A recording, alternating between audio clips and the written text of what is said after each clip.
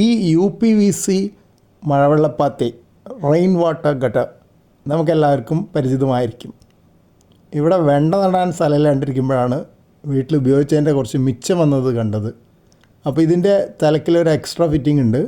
അത് ഫിറ്റ് ചെയ്ത് കഴിയുമ്പോൾ അവിടെ ചെറിയൊരു ഗ്യാപ്പേ ഉള്ളൂ. ആ ഗ്യാപ്പ് കൂടെ എക്സ്ട്രാ വെള്ളം വരുന്നത് ഒഴുകിപ്പോക്കോട്ടെ എന്ന് വിചാരിച്ചു.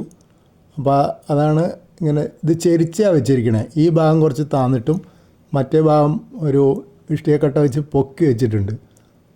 അപ്പോൾ അതുകൊണ്ട് ആ ഭാഗത്ത് നിന്ന് ഇങ്ങോട്ട് വെള്ളം ഒലിച്ചു വരും. അവിടെ ഒരു വേറെ പഴയ ടൈലിൻ്റെ കഷ്ണം വെച്ചിട്ടുണ്ട്, അങ്ങോട്ട് മണ്ണ് വീണ് പോകാതിരിക്കാൻ വേണ്ടിയിട്ട്.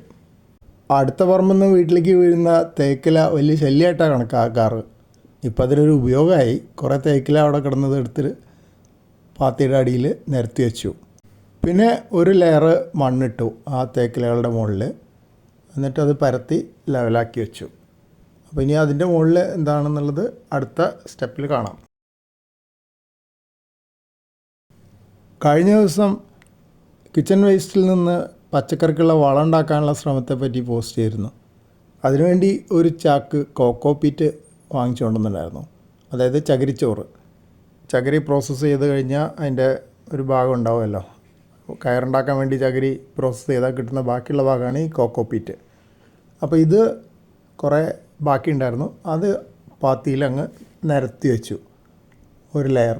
അപ്പോൾ അതൊരു എന്താ പറയുക, എല്ലാ പോട്ടിംഗ് മിക്സറിലും ഉപയോഗിക്കുന്ന ഒരു സാധനമാണ്. ഞാനിവിടെ മിക്സ് ചെയ്യുന്നില്ല, ലെയറായിട്ടാണ് ഇടുന്നത്. അതിനുശേഷം അതിന് മുകളിൽ ഒരു ലെയർ മണ്ണും കൂടി ഇട്ടു. എന്നിട്ട് നന്നായി പരത്തി ലെവലൊക്കെ ചെയ്തു.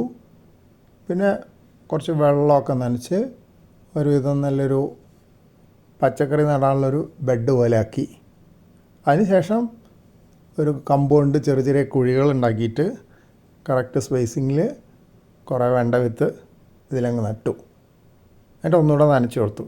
ഇനിയിപ്പം ഒരു 4 ദിവസം കഴിയുമ്പോൾ അറിയാം എത്ര എണ്ണം മുളയ്ക്കുന്നുണ്ട്, വിത്തിൻ്റെ ഗുണം എങ്ങനെയുണ്ട് എന്നൊക്കെ അറിയാം. പിന്നെ പാത്തിയിൽ എത്രമാത്രം വളരും എന്നുള്ളത് ഇപ്പോൾ പറയാറായിട്ടില്ല, കുറച്ച് സമയം എടുക്കും.